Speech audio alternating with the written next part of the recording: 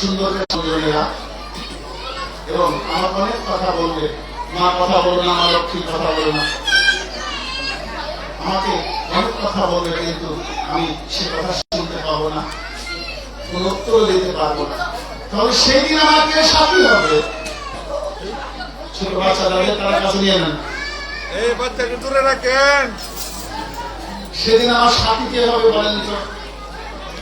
হরে কৃষ্ণ। আমার ভাতি জায়গা নিয়ে এসেছি সাথে করে, চল না বাবা আমার সাথে, আমার সাথে এসেছে, কিন্তু সেদিন তো সাথী হবে না, কারণ ওখানে যে প্রাণ ত্যাগ করে যেতে হবে। আমরা মরতে চাই না, সুন্দর পৃথিবীতে বাঁচিয়ে থাকতে চাই। ওই সময় কেউ সাথী হবে না, সেদিন সাথী হবে কার? কে সাথী পাবে? সাথী পাবে যেদিন আমার মার ভক্ত এবং যে গোবিন্দের ভক্ত। তাই তো বাবা খাবা বলে গেছেন, শ্মশানে জাগিছে মাতা অন্তিম সন্তান নিতে বলে। কে বলেছে? সাধক বামা খাবা বলেছেন, শ্মশানে যাচ্ছে সারা অন্তিম সন্তান নিতে বলে।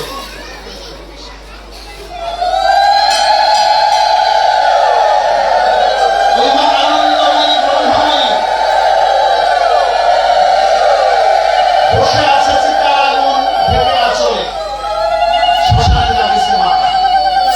আর জন্য জেগে আছে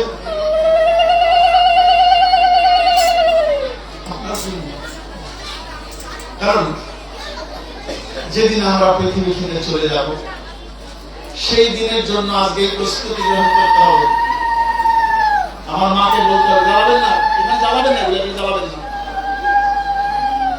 এগুলোর জন্য বলতে হবে মাকে, মা আমার তো আজকে অনেক বন্ধু বান্ধব আছে, অনেক টাকা পয়সা আছে, অনেক ক্ষমতা আছে, কিন্তু যেদিন জাতস্বহী ধ্রুব মৃত্যু, আমি যেদিন প্রাণ ত্যাগ করবো, সেদিন তো আমার দেহ থাকবে না, সেদিন তো আমার দেহ থাকবে না, আমি অচেনা গন্তব্যের দিকে রওনা দেব।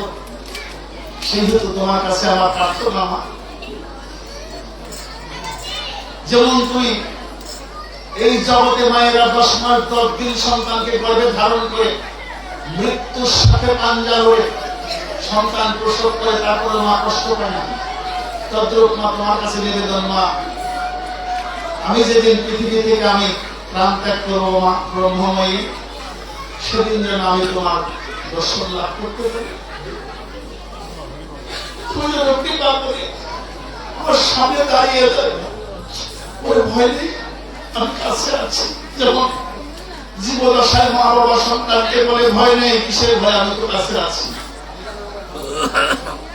আমার পরম পিতা এবং মা ব্রহ্মময়ী, আমরা যদি তাকে ডাকি, সেদিন তিনি আমার পাশে থাকবেন। বলবেন কে দেখেছে? যদি কে দেখেছে বলেন তাহলে হবে না, কারণ ভক্তাধীন ভগবান মা ব্রহ্মময়ী ভক্তের কাছে বড় সুলভ। যদি কেউ নাই দেখতো তাহলে সাধক বামা খাপা, রামপ্রসাদ,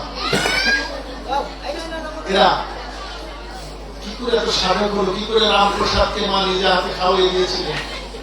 কি করে সাধক বামা খাপা যখন পূজায় বসেছিল, সকালে মাকে নিবেদন করেছিল প্রসাদ, সেই প্রসাদ বাহিরে এনে সব ভক্তদের দিয়ে দিয়েছিল। মধ্যাহ্নে যখন অন্য ভোগ দিয়েছে, লক্ষ্য করবেন ভক্ত কত আপন মার কাছে।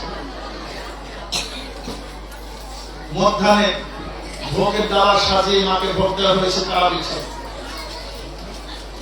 বাবা মাকে ভোগ দেওয়ার জন্য গর্ভ গৃহে প্রবেশ করেছে, গিয়ে গেটটা বন্ধ করে দিয়েছে। বন্ধ করে দিয়ে বলছে, মা কে বলছে, মা তুই নিষ্ঠুর মা, আমি সকালে তোকে খেতে দিলাম, তুই আর সেবা করলি, আমাকে দিবে না কেউ না, এখন আমি বসে সেবা করবো, তুই বসে বসে দেখবি। কি বলেছিল? সাধক অর্থাৎ যিনি ভক্ত, মায়ের সাথে অভিমান, আমি সেবা করবো, তোকে আমি দুপুরে নিবেদন করবো না, তুই বসে বসে দেখবি। মামা আস্তে করে মাকে নিবেদন করে সেই প্রসাদ মুখে দিয়েছিল, আর আমার মা ব্রহ্মময়ী একটা পাখা দিয়ে মামাকে বাতাস করেছিল। বলেছিল, বাবা অনেক ক্ষুধা লেগেছে না, পেটটা ভরে প্রসাদ খেয়ে নে বাবা। যদি তিনি নাই থাকতেন তাহলে আমরা এগুলা দেখতে পেতাম, এগুলো বাস্তবতা, খুব বেশি দিন আগের ঘটনা নয়। তাই সংসার ধর্ম পালন করেন, অনুষ্ঠান আচার সবই করেন, কিন্তু অন্তরে আমার যার যার যে দেবতা আছে তাদের হৃদয়ে ধারণ করে করেন এবং নিজেকে শান্ত রাখার চেষ্টা করেন। যে কোনো পরিস্থিতিতে, যে কোনো পরিবেশে আমরা যেন উত্তেজিত না হই। সেটা মানুষের কাজ নয়, আমাদের মানুষের কাজ ধৈর্য। মানুষের জ্ঞান বিবেক বুদ্ধি মাত্র মানুষের দিয়েছেন ভগবান, আর কাউকে দেয়নি। তাই আমরা যেন যে কোনো অবস্থাতেই যেন নিয়ন্ত্রণ হারিয়ে না ফেলি, আমরা যেন নিয়ন্ত্রণের মাঝে থাকি। কতক্ষণের জন্য আপনার মানুষের প্রয়োজন। আজকে এখানে যদি আপনার ভক্তরা না আসতেন মায়ের আঙ্গিনায়, তাহলে মায়ের আঙ্গিনায় কিরকম সুন্দর ফুল ফুটে উঠতো না। ভক্ত হচ্ছে মন্দিরের ফুল, ফুল হয়ে ভক্তরা ফুটে ওঠে মায়ের চরণে।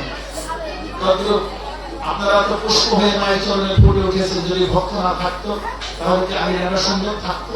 থাকতো না। কাজে আমরা যারা আছি, আমরা যেন একে অপরের সাথে সাহায্য সহযোগিতা করে আমরা যেন সবাই একসাথে থাকার চেষ্টা করি। কারণ আপনি একটা লাঠি খুব নিচা দেখো তাড়াতাড়ি ভেঙে ফেলতে পারবেন, কিন্তু অনেক বড় লাঠি যদি একসাথে দেওয়া হয় আপনি ভাঙতে পারবেন না, অনেক শক্তি হবে সেখানে।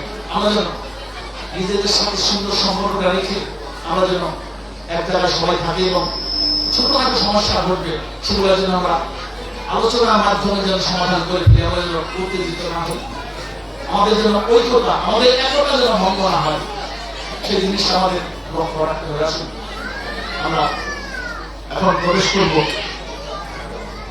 দান। আমরা অনেকে দান করি, তাই না? অনেকে দান করি, আমি এটা করেছি, আমি সেটা করেছি, কিন্তু দানটা কত ভয়ঙ্কর! হরে কৃষ্ণ।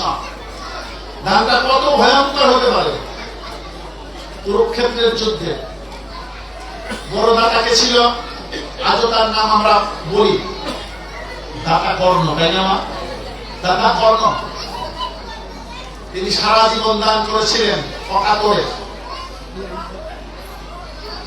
এখন জীবনের সায়ান্নের সন্ধ্যাবেলায় কুরুক্ষেত্রের যুদ্ধে অর্জুনের মানে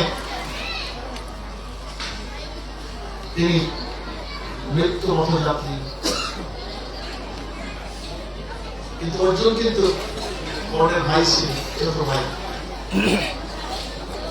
তখন যারা কুরুক্ষেত্রে ভগবান গোবিন্দকে দর্শন করেছে, কৃষ্ণকে দর্শন করেছে, তাদের নরকটি হওয়ার কোন সম্ভাবনা নেই।